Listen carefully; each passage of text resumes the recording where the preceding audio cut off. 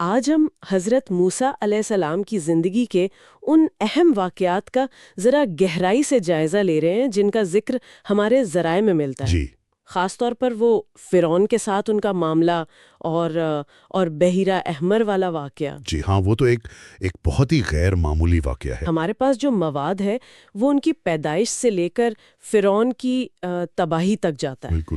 تو مقصد صرف کہانی سنانا نہیں بلکہ یہ سمجھنا ہے کہ ان لمحات کی اہمیت کیا تھی اور ان سے ہمیں کیا سبق ملتا ہے۔ یقیناً، اور یہ دیکھنا بھی کہ کیسے شدید مشکلات میں ایمان اور اللہ پر بھروسہ کام آتا ہے۔ دیکھیں، کہانی شروع ہی فرعون کے ظلم سے ہوتی ہے۔ ہاں، وہ بنی اسرائیل کے بچوں کو جی، ان لڑکوں کو قتل کرنے کا حکم، یہ تو انتہا تھی۔ صحیح کہا، اور ایسے میں اللہ کا موسیٰ کی والدہ کو وہ الہام کرنا جی، کہ بچے کو صندوق میں ڈال کر دریا میں بہا دو، کمال کا توکل ہے نا؟ مطلب یہ سوچنا بھی عجیب ہے کہ جس بچے سے ڈر کر وہ قتل کا حکم دے رہا ہے وہی بچہ دریا سے ہوتا ہوا اسی کے محل پہنچ جائے۔ اور وہاں پھر فرعون کی بیوی آسیہ، ہاں ان کا کردار بہت اہم ہے۔ جی، ذرائع بتاتے ہیں کہ ان کا بچے کو اپنانا یہ اللہ کی منصوبہ بندی کا حصہ تھا۔ محل میں پلے بڑے لیکن دل اپنی قوم کے ساتھ تھا۔ بالکل، وہیں سے تو آگے کی بنیاد پڑ رہی تھی نا۔ جی ہاں۔ اچھا، پھر وہ واقعہ آتا ہے جس نے سب بدل دیا، وہ جو ایک مصری کا قتل ہو جاتا ہے ان سے، ہاں، حادثاتی طور پر۔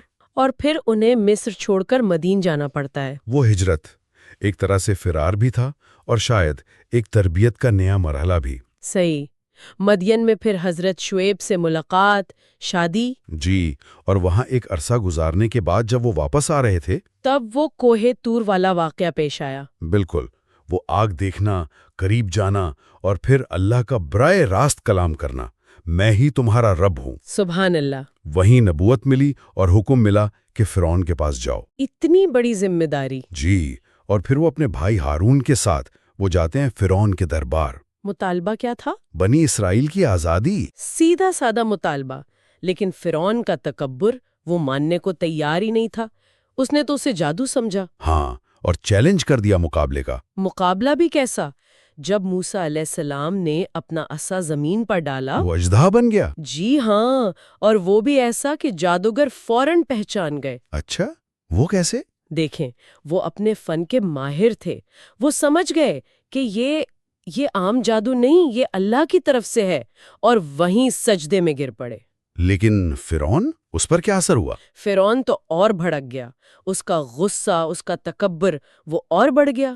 جادوگروں کے ایمان لانے پر بھی وہ غصے میں آ گیا۔ یعنی ہٹ دھرمی کی انتہا۔ بالکل، اور یہی ہٹ دھرمی اسے لے ڈوبی۔ جب موسیٰ بنی اسرائیل کو لے کر نکلے اور فرعون پیچھے آیا، سمندر کے کنارے آ پہنچے۔ جی، وہ لمحہ، پیچھے فرعون کا لشکر، سامنے سمندر، بظاہر کوئی راستہ نہیں۔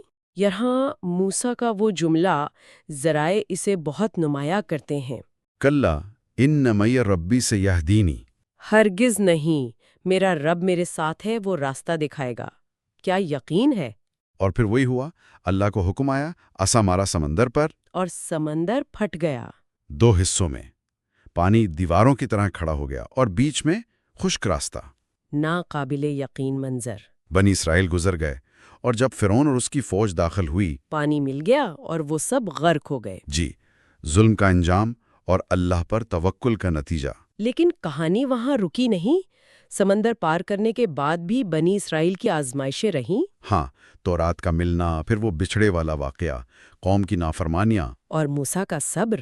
جی، ان کا صبر، ان کی قیادت، یہ پوری زندگی جو ہمیں ذرائع سے پتہ چلتی ہے، وہ ایمان، ثابت قدمی، اللہ پر یقین کی مثال ہے۔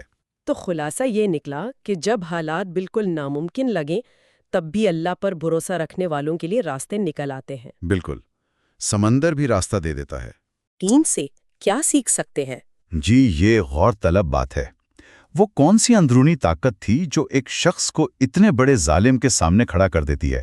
شاید جواب اسی جملے میں ہے، میرا رب میرے ساتھ ہے۔